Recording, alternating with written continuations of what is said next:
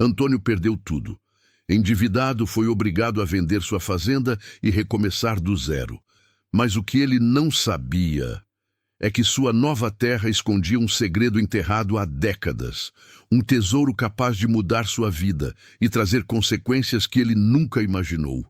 Tem coisa que a gente não conta pra ninguém, não por vergonha, não por medo, é porque as palavras não chegam lá, ficam travadas aqui no peito, feito espinho de mandacaru, duro demais para engolir, fundo demais para arrancar. Mas vou contar, porque se eu não contar, fica podre dentro de mim, igual fruta que ninguém colhe. Era uma segunda-feira de agosto quando assinei os papéis. Agosto em Minas tem um jeito cruel de ser bonito. O céu fica daquele azul que parece mentira. A poeira vermelha sobe da estrada como fumaça de fogueira apagada e o sol bate em cima do cerrado como se quisesse provar alguma coisa. Tudo parece limpo, organizado, no lugar certo. Mas é mentira. Agosto é seco. Agosto mata capim, racha terra, faz o gado emagrecer de repente. Agosto é o mês que parece bonito por fora e apodrece por dentro. Foi num agosto desses que eu assinei. O cartório ficava em Perdizes, a 40 quilômetros da fazenda. Fui de caminhonete, com o documento dobrado no bolso da calça, engomado, igual a coisa que a gente guarda porque tem medo de perder antes da hora. A calça estava limpa. Tinha lavado na véspera, de propósito, porque a minha mãe sempre disse que homem entra em lugar sério com roupa limpa, mesmo que o coração esteja sujo de vergonha. O advogado de Brandão estava lá antes de mim. Claro que estava. Homem rico não chega atrasado em dia de ganhar. Coronel Brandão eu conhecia desde menino. Não coronel de farda, não. Coronel de dinheiro, o jeito antigo de chamar homem que manda mais do que devia. O pai dele já era assim. O avô também. Gente que cresce achando que a terra tem dono, e o dono são eles. Ele não foi pessoalmente ao cartório. Mandou o advogado, um rapaz de óculos finos e pasta de couro, que me cumprimentou com aperto de mão fraco. Daquele jeito que a gente sente que a pessoa está fazendo um favor ao tocar na sua mão.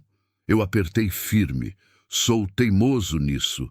A escrivã me chamou pelo nome completo. Antônio Raimundo Fonseca. Meu pai me chamava de Raimundo nos momentos sérios. Naquele dia, ouvir o nome inteiro foi como levar um tapa. Educado, com luva, mas tapa do mesmo jeito. Assinou aqui. Rúbrica aqui. Data aqui. Eu assinei 3 vezes. Cada assinatura era um pedaço de coisa que eu não ia recuperar. A roça de baixo, os pastos da várzea e a casa.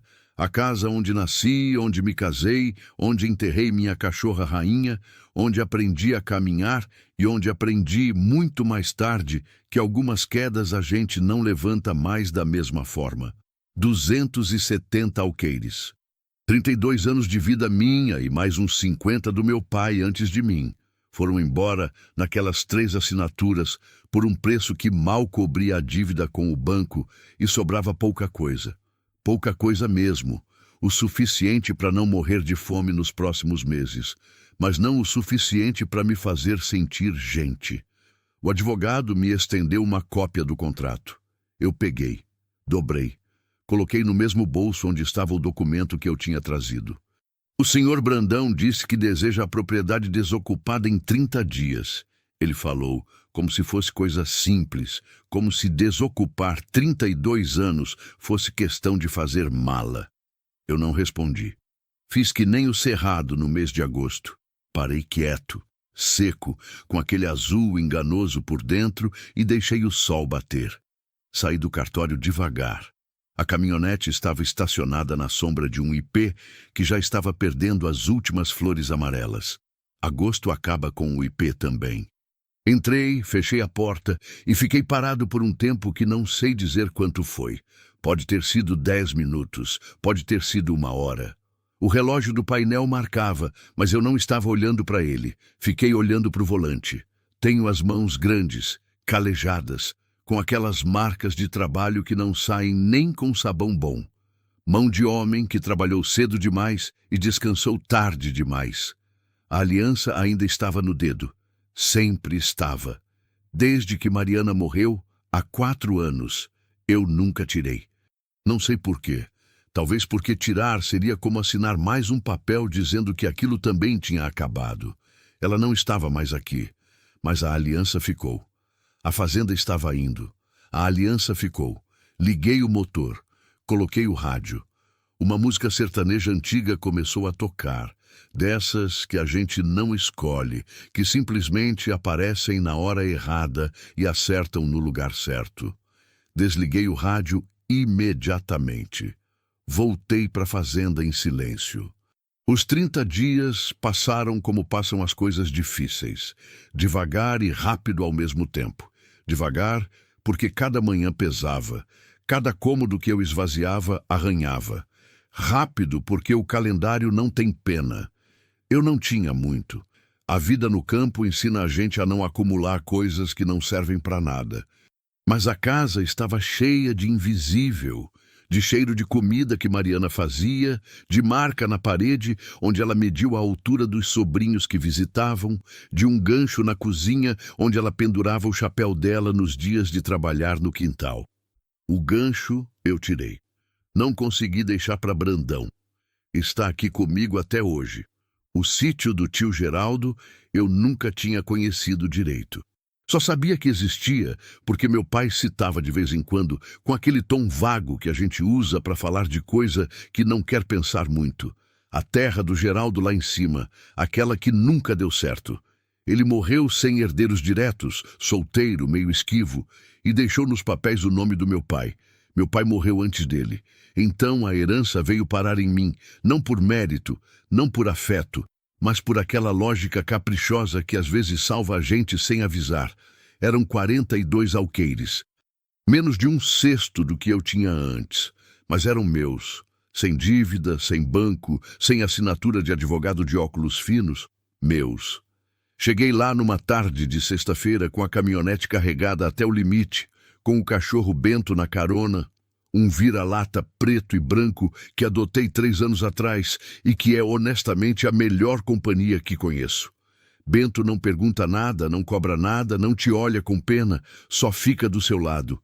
A estrada de chão estava tomada pelo mato nas bordas. Capim navalha dos 2 lados, alto, denso, balançando com o vento como se estivesse reclamando de alguma coisa. A porteira estava de pé, mas torta. Um dos mourões tinha cedido. E ela ficava inclinada para um lado como homem com sono. Empurrei com força. Rangeu. Abriu. A casa era pequena. 3 cômodos, telhado de zinco, paredes de adobe que tinham sido brancas uma vez e agora eram da cor do tempo. A varanda da frente tinha 2 tábuas podres que cederam quando pisei. O poço estava coberto por uma tábua velha, pesada.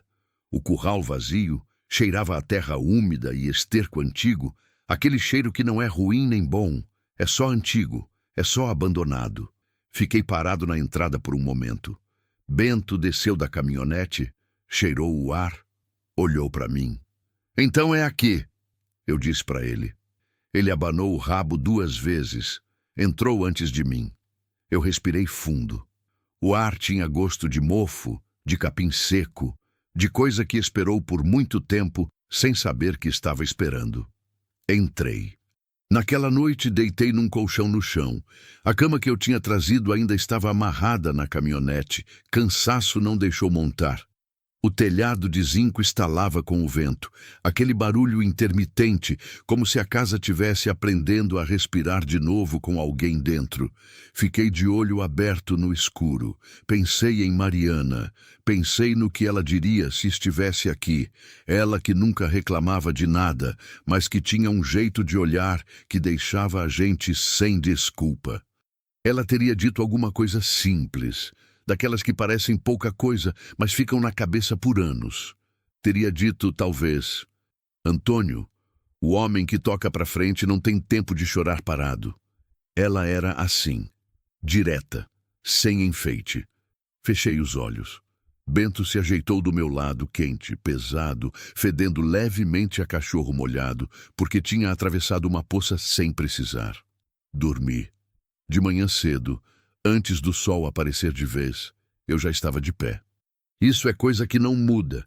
30 anos acordando antes do galo não se desfazem com nenhuma derrota. O corpo lembra o que a vida ensinou. Fiz café no fogão a lenha que tinha trazido. O cheiro do café se espalhou pela casa pequena como se fosse o primeiro perfume que ela sentia em muito tempo. Tomei na varanda, de pé, olhando para o mato. O sol nascia devagar atrás do morro, jogando aquela luz laranja rasa que só existe nas primeiras horas. A luz que não aquece ainda, só ilumina, só revela o que estava escondido no escuro. E foi nessa luz que eu vi pela primeira vez o pontinho escuro entre as árvores lá no fundo do terreno, pequeno, distante, coberto de verde. Parecia uma construção. Não liguei muito. Terra velha tem sempre coisa esquecida.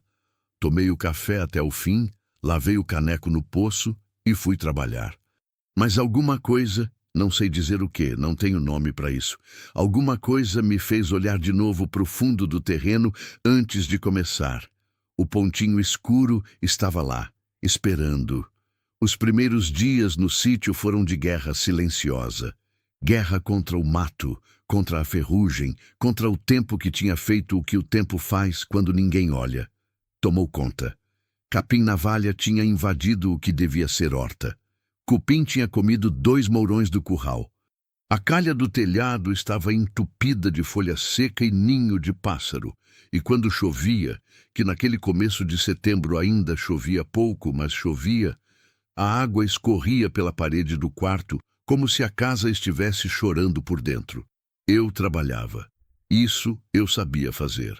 Acordava antes do sol, tomava café, pegava a ferramenta e ia.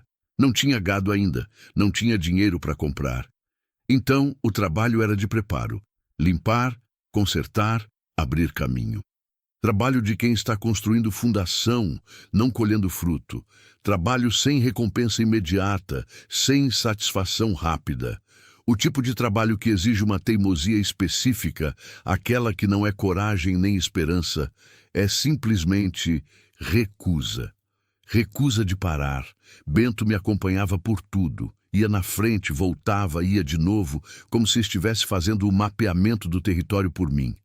De vez em quando parava, levantava o focinho, farejava alguma coisa no ar que eu não conseguia sentir e depois continuava. Cachorro bom não abandona a expedição. Foi na quinta-feira da segunda semana que eu vi o homem pela primeira vez. Estava consertando a cerca do lado leste, aquela que dividia o sítio da estrada de chão, quando senti. Não ouvi. Senti. Tem uma diferença que homem do campo aprende cedo. Tem hora que o corpo avisa antes do olho ver. Levantei devagar. Mantive a ferramenta na mão. Do outro lado da estrada, encostado numa árvore de grande porte, tinha um sujeito. Jovem, magro, chapéu de couro, braços cruzados. Estava parado do jeito que gente fica quando tenta parecer que está apenas descansando. Mas, na verdade, está olhando. Olhei para ele, ele olhou para mim. Nenhum dos dois disse nada por um momento longo. Bom dia, eu falei, porque sou criado para isso. Ele balançou a cabeça. Só isso. Depois saiu caminhando devagar pela estrada, sem pressa, sem olhar para trás. Fiquei com os olhos nele até sumir na curva. Não precisava de muito tempo de vida para entender o que era aquilo. Homem de Brandão, gente paga para aparecer sem aparecer, para vigiar sem parecer que está vigiando. Coronel queria saber o que eu estava fazendo. Queria saber se eu tinha algo que ele ainda pudesse tomar. Eu não tinha nada, mas Brandão não acreditava em homem que não tem nada.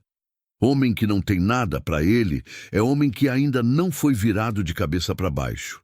Continuei trabalhando, mas aquela tarde a cerca demorou mais para ficar pronta. Numa sexta-feira, fui ao vilarejo mais próximo, Córrego Fundo, que é menos vila e mais acidente geográfico. 8 casas, uma venda, uma farmácia que abria quando o dono estava disposto e uma igrejinha com o sino torto que tocava todo domingo, independente de ter padre ou não. Na venda do seu Valdomiro, enquanto comprava mantimento, eu ouvi. Valdomiro era daqueles homens que falam o tempo todo, mas dizem coisa às vezes. Balcão suado, ventilador de teto que balançava mais do que girava, cheiro de queijo meia cura e detergente misturado. Você é o que foi lá pro sítio do falecido Geraldo, né? Ele disse embrulhando o fubá. Sou. Geraldo era quieto. Bom pagador, mas quieto. Pausa. Aquela terra tem história. Eu esperava que ele continuasse. Ele continuou.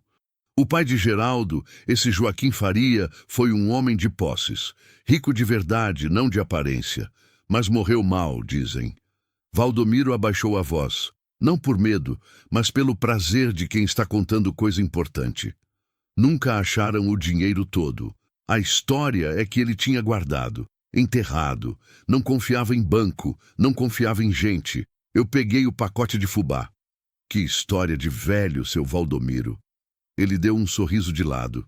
Pode ser. Mas o Brandão já mandou gente vasculhar aquela terra 2 vezes antes de você chegar. Isso eu sei porque eu vi. Saí da venda com o mantimento e com alguma coisa a mais que não tinha nome ainda. Uma atenção, uma coceira atrás do pensamento. Guardei para mim. Montei na caminhonete, voltei. Foi no sábado seguinte que eu fui até o fundo do terreno pela primeira vez. Tinha adiado. Não por medo. Homem do campo não fica com medo de mata. Mas porque o trabalho urgente sempre aparecia e eu deixava aquilo para depois. E talvez, honestamente, porque alguma parte de mim quisesse adiar o encontro com aquela coisa escura entre as árvores. Levei o facão. Bento foi junto. O terreno descia depois do curral. Atravessava um trecho de brejo onde o solo murchava embaixo do pé e depois subia um pouco em direção a um bosque baixo de aroeiras e pequizeiros. O mato era fechado, mas não impossível. Tinha sido aberto em algum momento da vida, e a memória da abertura ainda estava lá, como cicatriz, como caminho que o capim não tinha conseguido apagar de vez.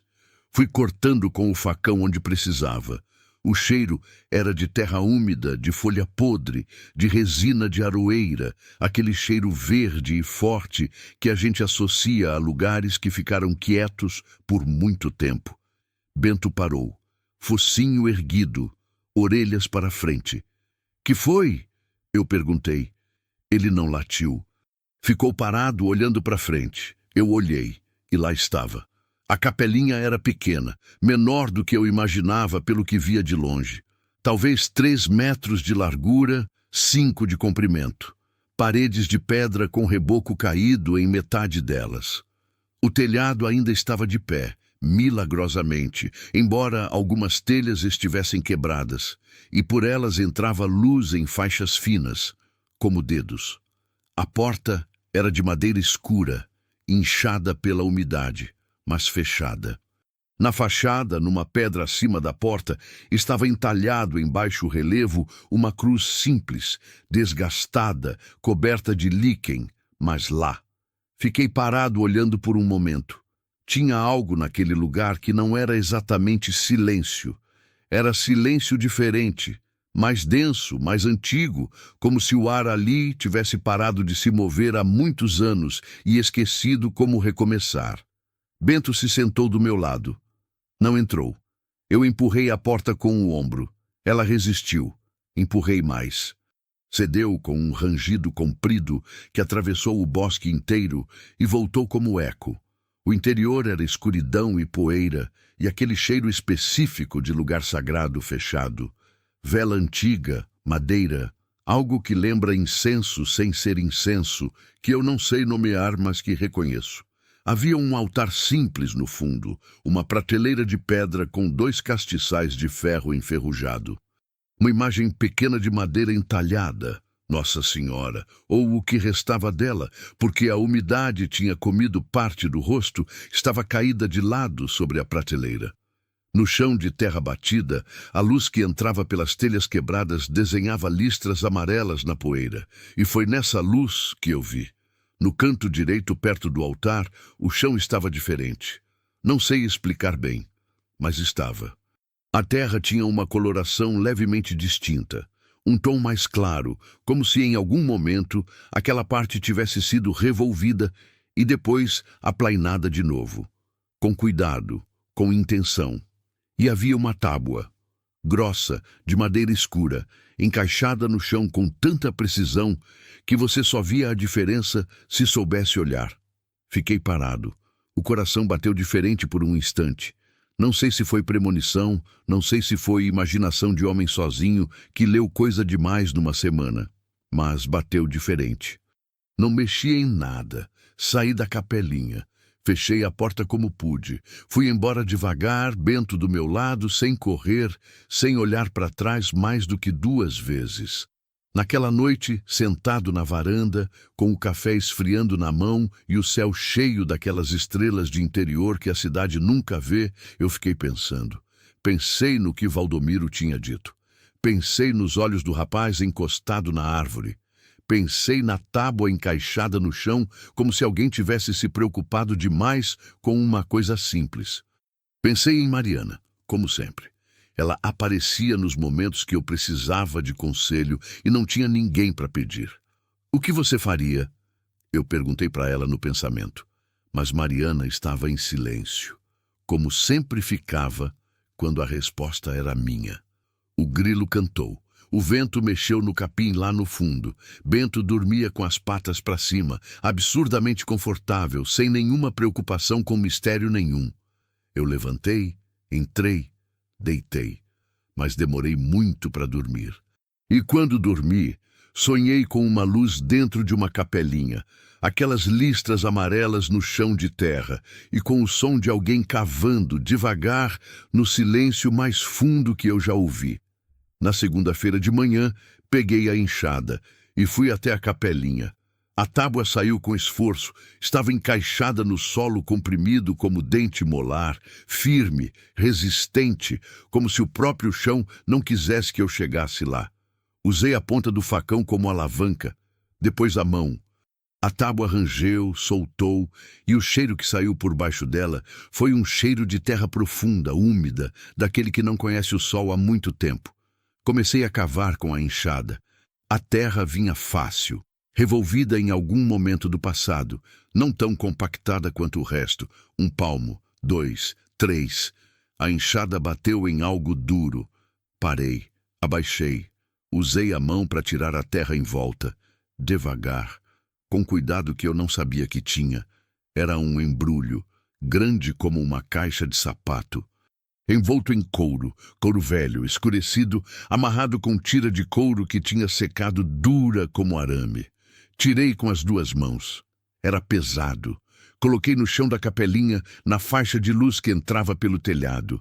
Ajoelhei do lado. As mãos estavam suadas. Limpei na calça. Abri o nó com dificuldade. O couro tinha endurecido tanto que tive que usar o canivete. Abri as camadas devagar, uma por uma, como se estivesse desfazendo algo que não devia ser desfeito. E então vi moedas, muitas. Ouro e prata, a diferença de cor clara mesmo coberta de tempo. Algumas com entalhes que eu não reconhecia, perfis de rosto em relevo, letras de alfabeto antigo, joias, um cordão grosso de ouro, um par de brincos com pedra verde escura, um anel largo com entalhe. E embaixo de tudo, envolto num pedaço de pano que tinha sido vermelho e agora era marrom, um relógio de bolso. Peguei o relógio com cuidado. A tampa da frente estava fechada, mas abriu com leve pressão do polegar. O mostrador estava parado há muito tempo. Os ponteiros imóveis marcavam 10 horas e 14 minutos. Uma hora que eu nunca ia esquecer. Na tampa interna, gravado a fio, em letra cursiva antiga, JAF, para que o tempo não se perca. JAF, Joaquim Antônio Faria. Fiquei ajoelhado ali por um tempo que não sei medir. A luz do sol entrava pelas frestas do telhado e pegava nas moedas de um jeito que fazia elas parecerem vivas, tremulando, quase respirando. Bento, que tinha ficado na porta, entrou devagar. Farejou o embrulho, me olhou, eu olhei para ele. "Bento", eu disse. Ele abanou o rabo uma vez. Fechei o embrulho. Amarrei como pude. Olhei em volta da capelinha. pelo instinto de quem aprendeu que lugar ermo tem olho que a gente não vê. Não tinha ninguém. Mas enquanto saía, enquanto atravessava o bosque de aroeira com o embrulho debaixo do braço, eu tive uma certeza, simples, direta, como costumam ser as certezas que mudam a vida. Aquilo ia trazer problema. Não sabia de quanto, não sabia de que tipo, mas sabia. E tinha razão. Eu deveria ter ficado quieto. Sei disso. Sabia naquela hora também.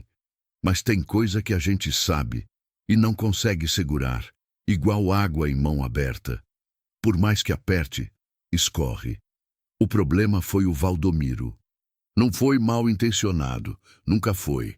Era da natureza dele funcionar como rádio comunitário.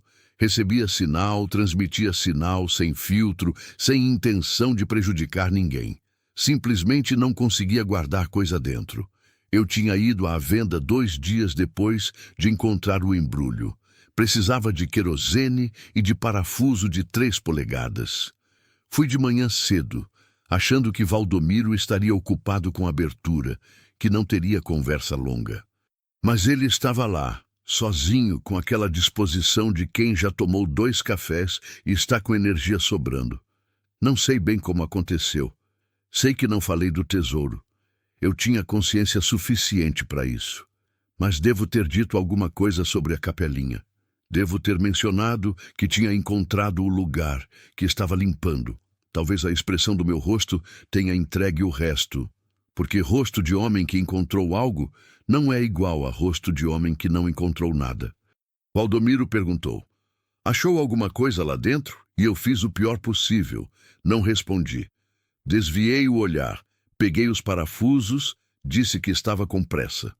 Silêncio de homem que nega sem negar é mais barulhento que confissão. Em 3 dias, a história tinha chegado a Brandão. Não faço ideia do caminho exato, se foi o rapaz da estrada que estava escutando, se foi alguém que ouviu na venda, se foi simplesmente o jeito que notícia ruim tem de encontrar o destino errado com precisão de bala.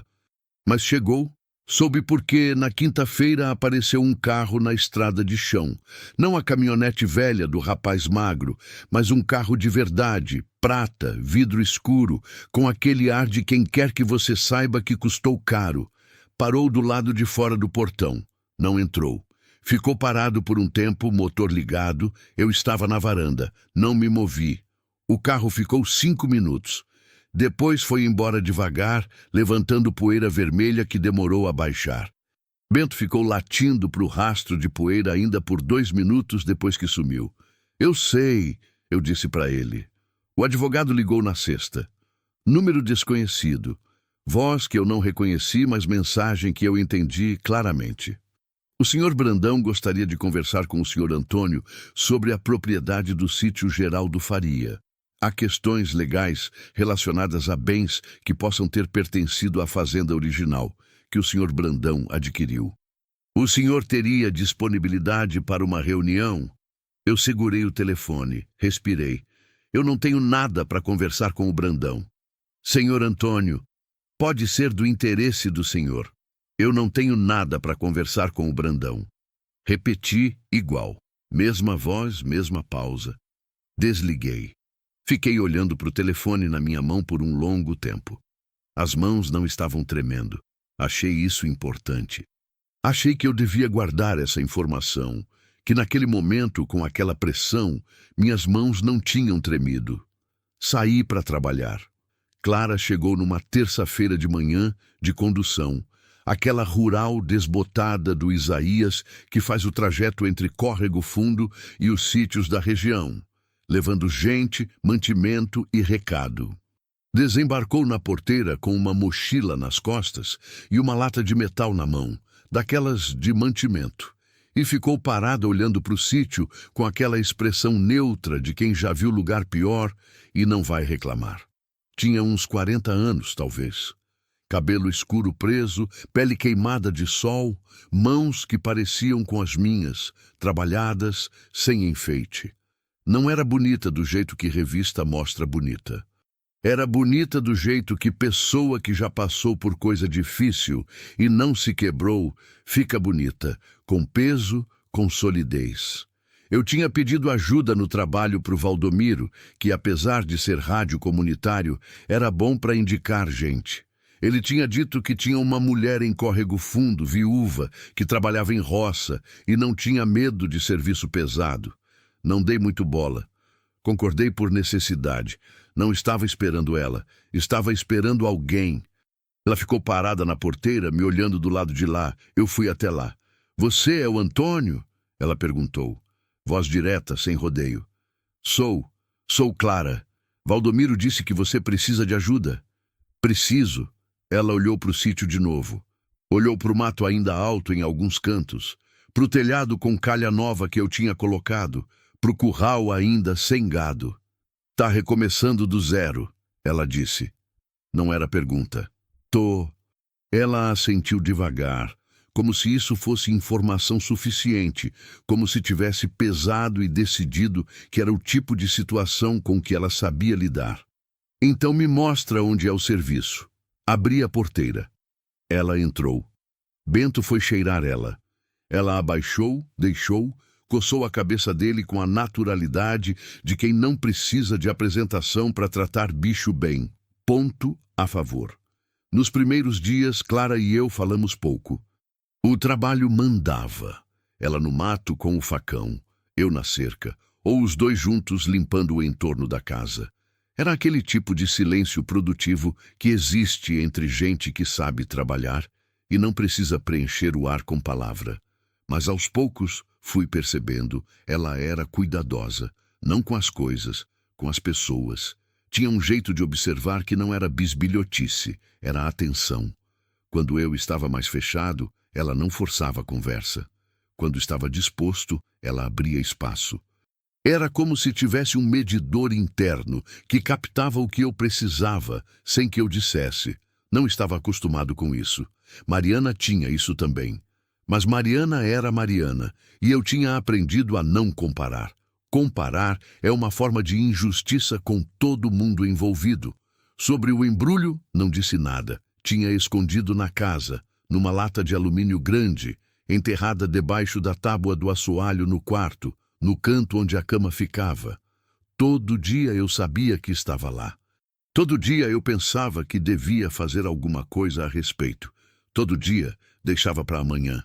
Era covarde? Talvez. Mas era também prudência. Eu não sabia ainda o que aquilo era, de quem era, o que significava. E enquanto não soubesse, preferia que fosse só meu. Foi numa tarde de quinta-feira que a segunda visita de Brandão aconteceu. Dessa vez veio ele mesmo. Eu o vi chegando pela estrada antes de ele chegar na porteira.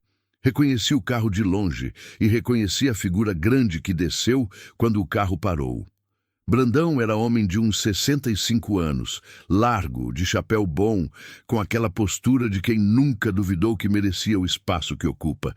Vinha acompanhado do advogado de óculos finos e de um outro rapaz que eu não conhecia, que ficou no carro. Clara estava do meu lado. Sentiu a mudança no meu corpo. Devo ter ficado rígido. E olhou para mim. "Quem é?" Ela perguntou baixo. "Brandão", eu disse. Ela não perguntou mais nada. Ficou quieta e ficou. Brandão chegou até a porteira. Não abriu. Esperou que eu fosse até lá. Jogo antigo de quem quer mostrar que manda mesmo no terreno do outro. Eu fui. Com calma.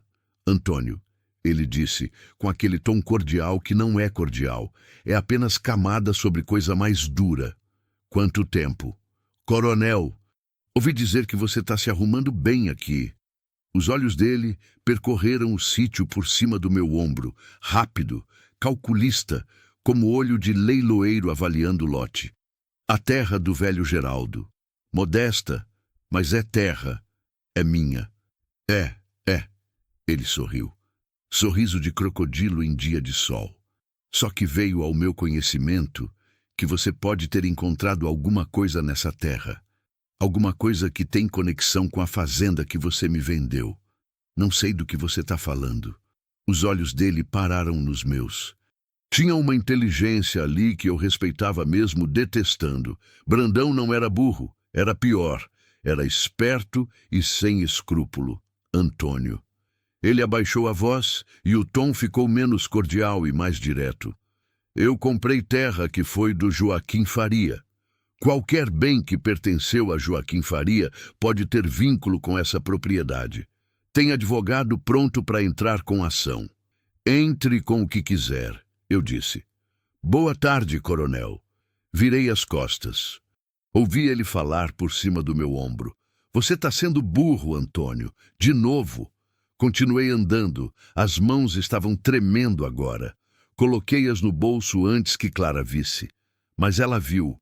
Eu sei porque ela não disse nada, que é exatamente o que gente atenciosa faz quando vê coisa que a outra pessoa ainda não quer que veja. Fica quieta e guarda. Naquela noite, depois do jantar, Clara morava num quartinho nos fundos que tinham reformado, porque a distância até Córrego Fundo era longa demais para ir e vir todo dia. Eu fiquei na varanda sozinho. O céu estava carregado. Cheiro de chuva no ar, aquele cheiro de terra que vai receber água e já sabe, já se prepara, já abre os poros. O vento veio mais forte, balançando o eucalipto no canto do terreno com aquele som grave, contínuo, que parece respiração de animal enorme. Pensei no que estava fazendo. Tinha um tesouro escondido debaixo da minha cama. Tinha um coronel com advogado pronto. Tinha uma mulher no quarto dos fundos que eu não conhecia direito e que podia ser qualquer coisa. Tinha um nome gravado num relógio de bolso. JAF, que era o nome de um homem morto há décadas e que, pelo que Valdomiro tinha insinuado, tinha morrido de forma que não fechava bem. E eu estava sentado na varanda tomando decisão nenhuma. Antônio, o homem que toca para frente, não tem tempo de chorar parado. Eu sei, Mariana, eu disse em voz alta, pro escuro. A chuva começou a cair, devagar no início. Aquelas gotas grossas e esparsas que batem no zinco do telhado como dedo cutucando. Depois mais forte, depois forte de verdade, aquela chuva de interior que não pede licença, que vem com trovão e com cheiro e com aquela força que faz a gente pequeno e grato ao mesmo tempo. Fiquei na varanda até me molhar. Depois entrei. Fui até o quarto. Afastei a cama. Levantei a tábua. Peguei a lata. Abri. O relógio estava lá, parado nas 10h14. Olhei para ele por um longo tempo. O que você quer de mim? Eu perguntei. Ele não respondeu. Relógio parado não responde. Mas eu acho que eu já sabia. O processo entrou na segunda semana de outubro. Soube pelo telefone. Dessa vez era meu próprio advogado, o doutor Hélio de Perdizes, homem pequeno, calvo, de falar rápido, que eu tinha contratado com parte do pouco que sobrou depois da venda. Não era advogado de rico. Era advogado de gente que precisa de advogado e não tem muito para pagar. Mas era honesto, e honestidade valia mais que escritório bonito. Brandão entrou com ação de reivindicação de bem acessório. Hélio explicou, com aquela voz de quem está traduzindo coisa complicada para idioma simples. O argumento é que qualquer bem enterrado naquela terra tem vínculo histórico com a propriedade original que ele comprou. É fraco juridicamente, mas vai dar trabalho. Vai demorar. E tem mais, eu esperava. Apareceu um sujeito, diz que é neto de Joaquim Faria por linha bastarda. Tem documentos, fracos, mas tem, quer parte do que for encontrado. Mas eu ainda não disse para ninguém que encontrei nada, silêncio do outro lado. Antônio, Hélio disse devagar, todo mundo já sabe que você encontrou alguma coisa. A questão agora não é se você encontrou, é o que você vai fazer com isso. Desliguei o telefone. Fui até o curral. Tinha comprado 3 novilhos na semana anterior, primeiro sinal de que o sítio estava começando a virar fazenda de verdade. E fiquei encostado na cerca, olhando para ele sem ver. Clara passou por mim com um balde. Parou. Advogado? Ela perguntou. É. Brandão? Ele e mais um. Ela assentiu. Ficou parada um momento ao meu lado, olhando para o mesmo ponto que eu olhava, que não eram os novilhos, mas algo além deles que nenhum dos dois sabia nomear. Se você precisar falar, ela disse, eu sei ouvir. E foi embora com o balde. Fiquei olhando ela ir. Eu deveria ter contado para ela naquele dia. Não contei. Guardei mais um pouco, com aquela teimosia de homem que confunde prudência com orgulho, que acha que carregar sozinho é força quando às vezes é só solidão com outro nome. E foi esse silêncio meu que quase custou caro. A noite foi de sexta-feira, quase 11 horas. Eu já estava deitado, mas não dormindo. Nunca dormia fácil naquele período. O pensamento circulava como cachorro sem corrente, voltando sempre nos mesmos pontos. A chuva tinha parado 2 dias antes e o ar estava seco de novo. Aquele seco de outubro em Minas, que range na garganta e faz a gente sentir que tudo está prestes a pegar fogo. Bento latiu. Não aquele latido de bicho passando, não o latido de vento diferente. Era o latido de presença humana, específico, insistente, com aquela urgência que cachorro tem quando sabe que coisa errada está acontecendo. Levantei. Janela do quarto dava para o lado do terreno. Olhei pelo vidro embaçado. No fundo, na direção da capelinha, havia uma luz. Lanterna. Se movia devagar entre as árvores, sumia atrás das aroeiras, aparecia de novo mais à frente. Alguém estava indo em direção à capelinha no meio da noite. O estômago virou. Vesti a calça rápido. Peguei a lanterna e o facão. Saí pela porta dos fundos sem fazer barulho. O ar da noite estava frio e parado, cheio do som dos grilos e dos sapos no brejo, aquele barulho de interior que é tão constante que a gente esquece que existe, até que precisa de silêncio e percebe que não tem. Fui pisando com cuidado, evitando graveto, evitando folha seca. Não liguei minha lanterna. A luz lá na frente continuava se movendo. Entrei no bosque. O mato à noite é outro bicho. As sombras se fecham, as formas perdem sentido. Cada galho que roça no ombro faz o coração tropeçar. Fui devagar, guiado pela luz de quem estava na minha frente, usando ela como norte. Cheguei perto o suficiente para ouvir. 2 homens. Falavam baixo. Sussurro de gente que sabe que não deve estar lá. Um eu reconhecia pela silhueta larga. Era o rapaz do chapéu de couro, o mesmo que tinha ficado encostado na árvore semanas atrás. O outro era menor, mais nervoso, com movimentos rápidos de quem está com medo, mas vai mesmo assim. Estavam na entrada da capelinha. Um deles tinha uma pá. Meu coração bateu 3 vezes muito rápido. Fiquei parado atrás de uma aroeira grossa. Segurei o facão com força. A madeira do cabo estava úmida de suor da minha mão. O que eu fazia? Pensei rápido. Aquele tipo de pensar que não é raciocínio, é instinto organizado. Se eu gritasse, eles podiam reagir mal. Se eu corresse, eles entravam na capelinha e cavam, e não achavam nada, porque o embrulho estava na minha casa. Mas se eu ficasse quieto e eles entrassem e cagassem e escavassem, iam perceber que o chão já tinha sido mexido. Iam saber que eu tinha pego antes. Decidi.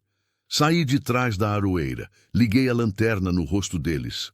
Sai daí, eu disse. Os 2 se viraram ao mesmo tempo. A lanterna deles bateu no meu rosto também e fiquei cego por um segundo. Aquele segundo cego mais longo que eu me lembro. Ouvi passos rápidos. Ouvi um deles tropeçar e praguejar. Quando a visão voltou, os 2 estavam parados, me olhando, calculando. O rapaz do chapéu segurava a pá com as 2 mãos, na horizontal, não como ferramenta, como coisa entre ele e eu. Isso é propriedade minha, eu disse. A voz saiu firme. Obrigado, Deus. Vocês estão em propriedade privada, de noite com pá. Eu tenho testemunha, eu tenho advogado, e eu tenho como fazer isso virar processo criminal ainda essa semana. Mentira parcial. Clara dormia na casa e não tinha visto nada. Mas eles não sabiam o que eu tinha ou não tinha. O rapaz do chapéu me olhou por um longo tempo, aquele tipo de olhar que pesa. Eu sustentei. Depois ele abaixou a pá devagar. Os 2 foram. sem correr. Pessoas mandadas por Brandão não saem correndo, sairiam correndo com medo do patrão mais do que com medo de mim. Mas foram. Sumiram no mato com a lanterna deles, e o bosque foi fechando o silêncio atrás deles como cortina.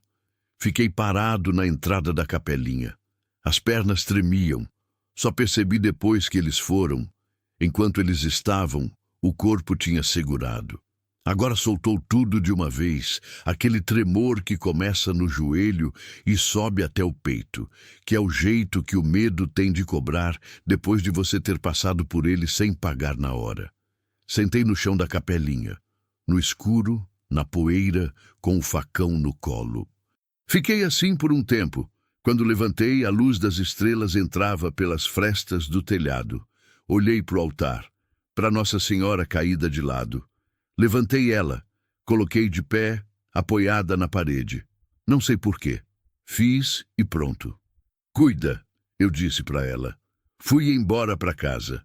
De manhã, Clara sentou na mesa do café e me olhou de um jeito que eu conhecia. Olhar de quem sabe que alguma coisa aconteceu, mas está esperando que você decida falar. Decidi. Contei tudo. Contei o embrulho, as moedas, o relógio, o nome gravado. Contei os homens de Brandão na capelinha. Contei o processo, o suposto herdeiro. Contei o que Valdomiro tinha dito sobre Joaquim Faria. Ela ouviu sem interromper. Tomou o café devagar, olhando para a mesa, processando. Quando terminei, ficou um silêncio comprido. Por que você não me contou antes? Ela perguntou, sem raiva, mas com peso. Eu não soube responder de imediato. Depois disse a única coisa verdadeira. Aprendi a não depender de ninguém. Errei nisso. Ela assentiu, devagar, como quem aceita a resposta, mas guarda a ferida do mesmo jeito. Não disse mais nada. Levantou, lavou a xícara e foi trabalhar. Eu fiquei na mesa. A ferida dela eu tinha visto, e a culpa dessa ferida era minha. Novembro chegou com aquele calor bruto de pré-verão no Cerrado. O tipo de calor que não é só temperatura, é pressão, é peso físico, como se o ar tivesse engrossado e a gente tivesse que empurrar ele para andar. O chão rachava em torno da casa. Os novilhos bebiam água demais e produziam pouco. Os insetos cantavam mais alto, mais fundo, como se soubessem que alguma coisa estava para mudar. Clara tinha ficado mais distante. Não foi dramático. Ela não deu portada, não gritou, não chorou na minha frente. Continuou trabalhando. Melhor do que qualquer homem que eu já tive no serviço. Mas o espaço entre nós tinha ficado diferente. Antes era silêncio de conforto. Agora era silêncio de coisa não resolvida.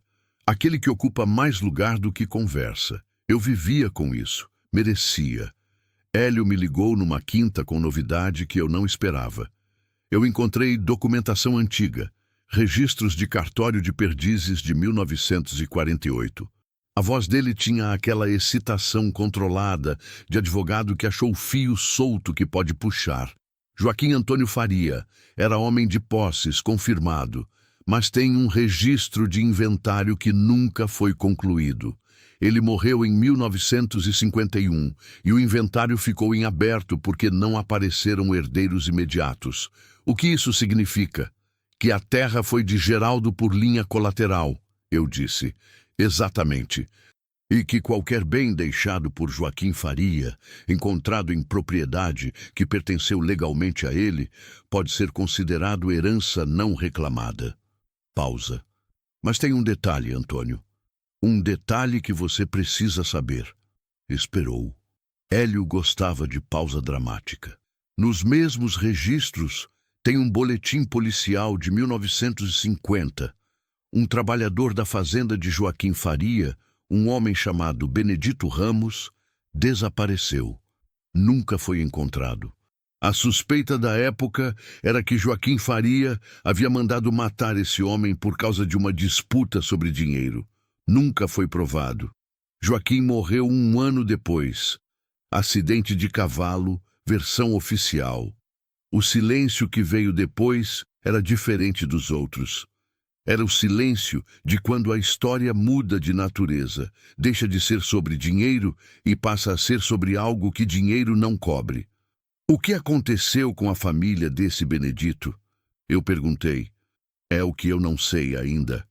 Mas o suposto herdeiro que apareceu, esse tal de Marcos Faria, os documentos dele são fracos demais para ser neto legítimo. Podem ser forjados. Brandão pode ter plantado ele no processo para complicar sua situação. Ou pode ser real, eu disse. Pode ser real. Hélio concordou, honesto. Me dá um tempo, Hélio. Antônio, a audiência é em 3 semanas. Eu sei. Fui direto procurar Clara. Ela estava no bosque, abrindo espaço perto da capelinha com o facão. Eu tinha pedido para ela limpar o entorno, sem explicar por quê. Quando me viu chegando com aquele passo diferente, parou. Preciso falar com você, eu disse.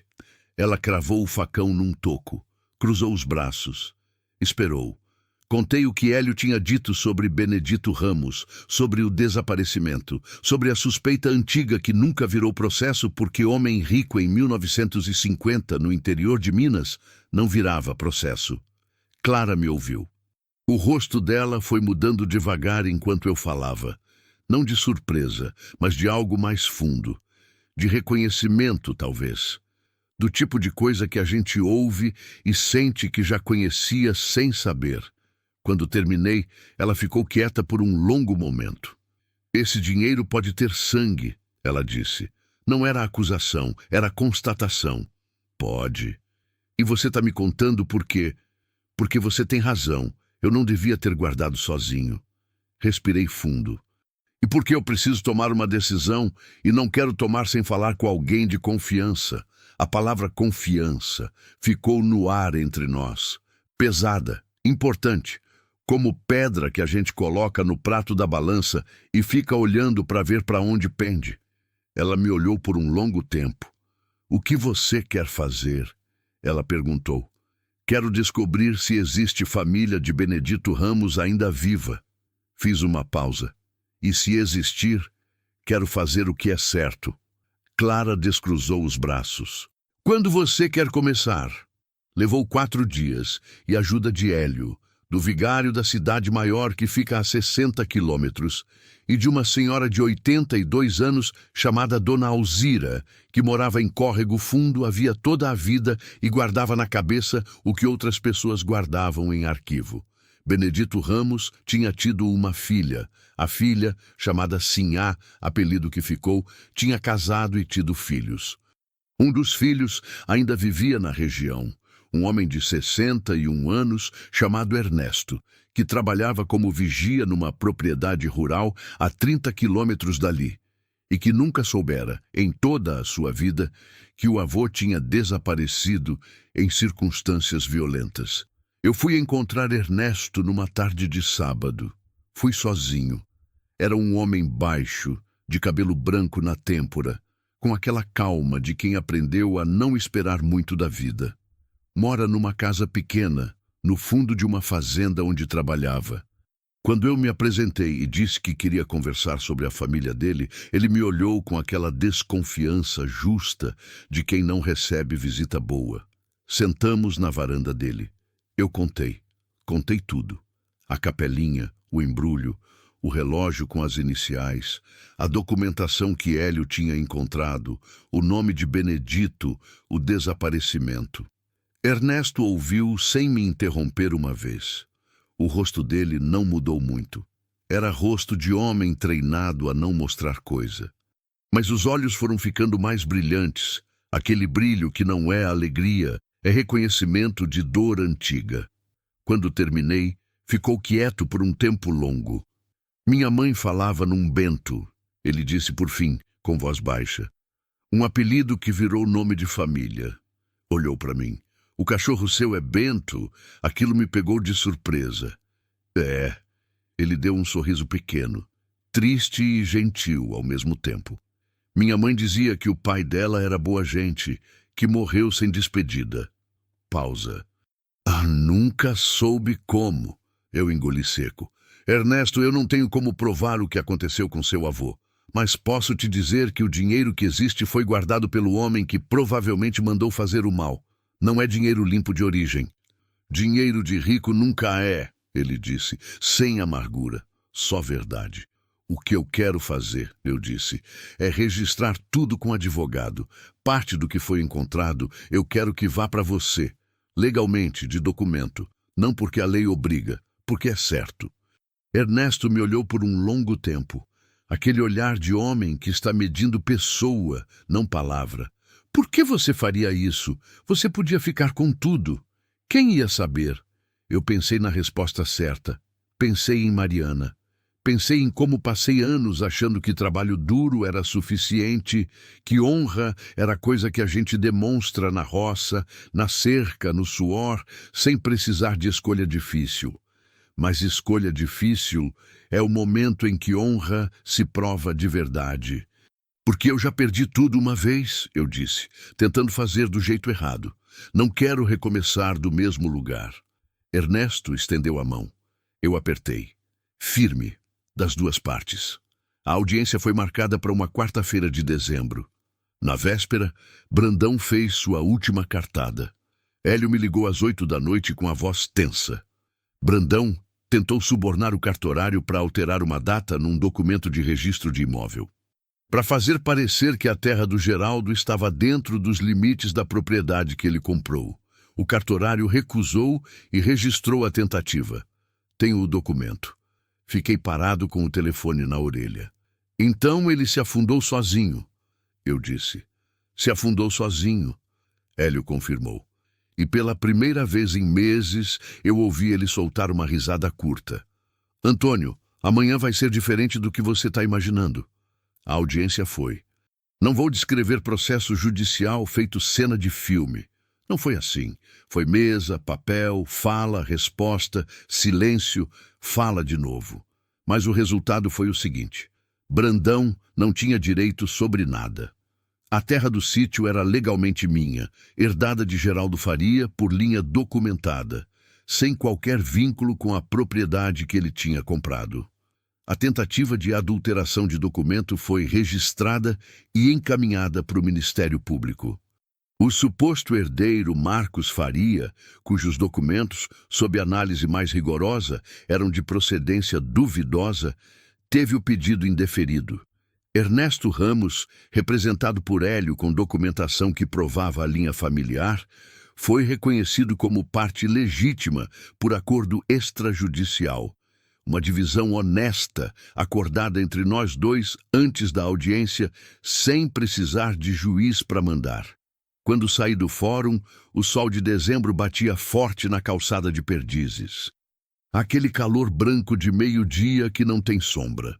Parei na calçada, respirei. Não foi alívio imediato, foi uma coisa mais lenta, como quando termina uma chuva longa e o cheiro da terra molhada vai chegando devagar, camada por camada, até que a gente percebe que já está respirando diferente. Hélio saiu atrás de mim, apertou meu ombro.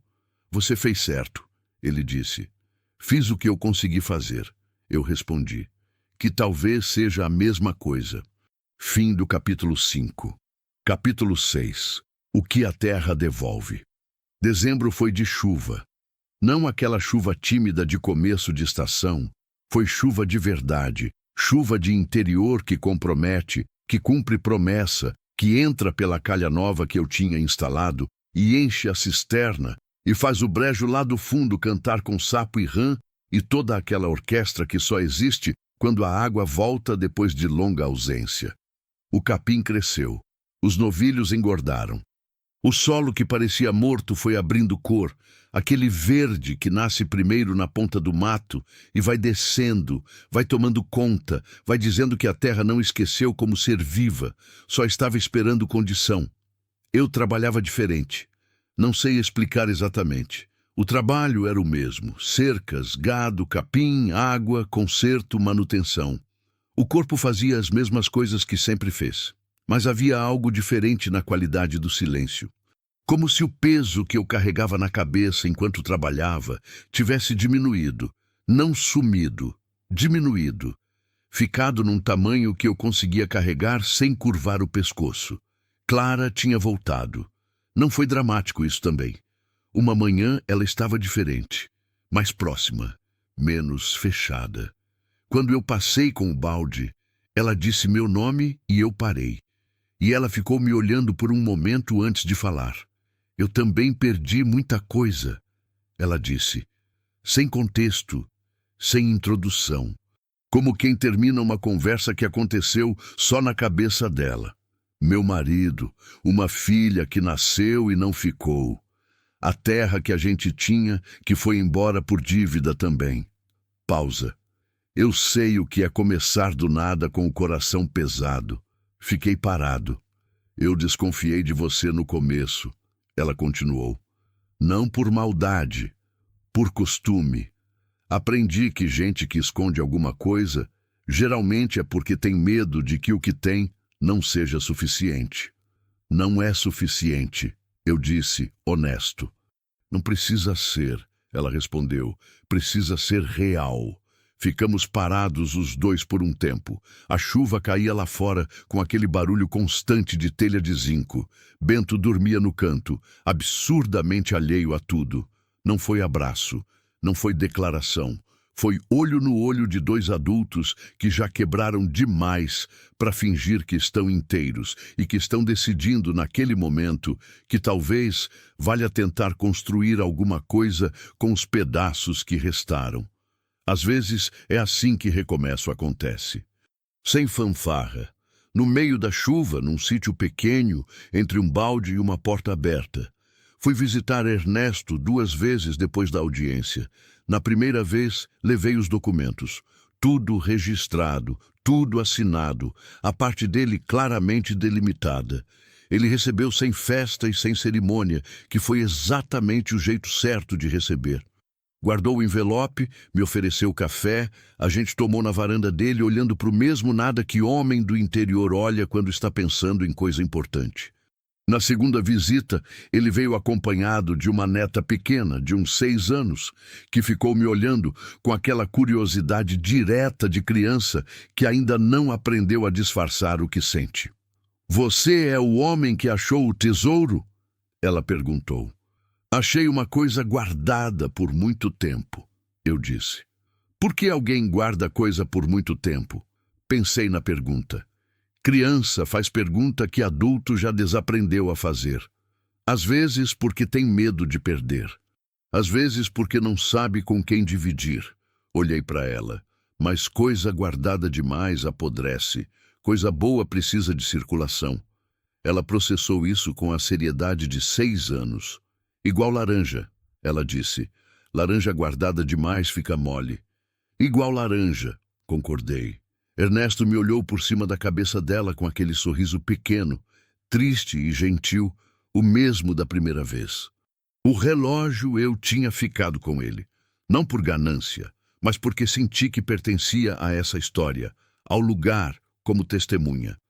Mas havia decidido naquela visita que ia devolver para Ernesto. Era a herança dele mais do que minha. Tirei do bolso. Estendi. Ele olhou. A tampa com o entalhe. JAF. Para que o tempo não se perca. Não é justo você ficar com isso? Ele perguntou. Justo é ele estar com alguém da família do homem que foi prejudicado, eu disse. Não com quem achou por acaso. Ernesto pegou o relógio com as 2 mãos. Ficou olhando por um longo momento. Minha mãe gostaria de saber disso. Ele disse baixo. Que alguém fez a coisa certa. Não respondi. Não tinha resposta que não fosse menor do que o momento. A capelinha ficou pronta em março. Pronta não é palavra certa. Restaurada, talvez. Conservada. Eu e Clara trabalhamos nela aos poucos, nos fins de semana, sem pressa. Reboco novo nas paredes. Cal e areia, branco simples, sem enfeite. Telhado refeito com telhas novas. Porta nova de madeira boa com dobradiça que não rangia. O piso de terra batida eu deixei como estava. Algumas coisas não precisam de melhora, precisam só de respeito. Nossa Senhora eu comprei nova na cidade. Pequena, de gesso, simples. Coloquei no altar onde a outra tinha estado, que era agora uma prateleira de madeira boa com 2 velas. No dia que terminamos, eu e Clara ficamos parados na entrada, olhando para o interior. Ficou bonito, ela disse. Ficou honesto, eu disse. Ela deu uma risada curta. Uma daquelas que surgem de lugar genuíno, sem pretensão, que é o tipo mais raro e mais bonito de riso que existe. Entrou primeiro. Eu entrei atrás. A luz entrava pela porta aberta e pelo pequeno janelão que eu tinha aberto na parede lateral. Não mais pelas frestas quebradas, luz de janela planejada, luz que a gente escolhe deixar entrar. Ficamos um tempo lá dentro, em silêncio. Mas silêncio diferente de todos os outros. Não o silêncio de coisa vazia, não o silêncio de coisa pesada. Era silêncio de lugar que voltou a ser o que foi feito para ser. Clara pegou minha mão. Eu deixei. Nenhum dos dois disse nada. Não era necessário. A oficialização foi em maio, numa tarde de quinta-feira, com aquele sol de outono que já não queima, mas aquece. A luz dourada que entra de lado e faz tudo parecer antigo e bonito ao mesmo tempo. O vigário de São Sebastião do Paraíso, uma cidade vizinha, de padre jovem que topou fazer cerimônia simples em capelinha de sítio, porque padre bom não exige altar grande, veio de manhã. Hélio foi como testemunha. Valdomiro foi porque Valdomiro vai em tudo, mas foi com respeito, com terno que parecia ter sido passado na semana anterior especialmente para isso. Ernesto foi. Veio com a neta e com uma irmã mais velha que eu não conhecia, que ficou durante toda a cerimônia com aquela expressão de quem está sentindo uma coisa que não tem nome, mas que é boa. Não houve música ensaiada. Houve um pássaro cantando lá fora durante boa parte da cerimônia. Um sabiá, daqueles que cantam à tarde como se estivessem comemorando alguma coisa que só eles sabem o que é. Clara estava de vestido claro. Não branco de noiva, não. Estava de cor de areia, de cor de terra boa, que combinava com ela e com o lugar e com tudo que aquele dia era. Eu estava de roupa de homem que não usa terno, mas lavou e passou tudo com cuidado. As palavras do padre foram simples. Fizemos promessas simples, assinamos papel simples. Quando saímos da capelinha, o sol estava baixo e aquela luz dourada de outono pegava nas paredes brancas de cal nova e fazia a capelinha parecer que estava brilhando por dentro. Valdomiro fotografou com o celular velho, tremido, provavelmente desfocado, e disse que mandaria pra gente. Nunca mandou, porque Valdomiro é assim, mas tentou. E isso contava. Naquela noite, depois que todos foram embora, eu fiquei na varanda sozinho.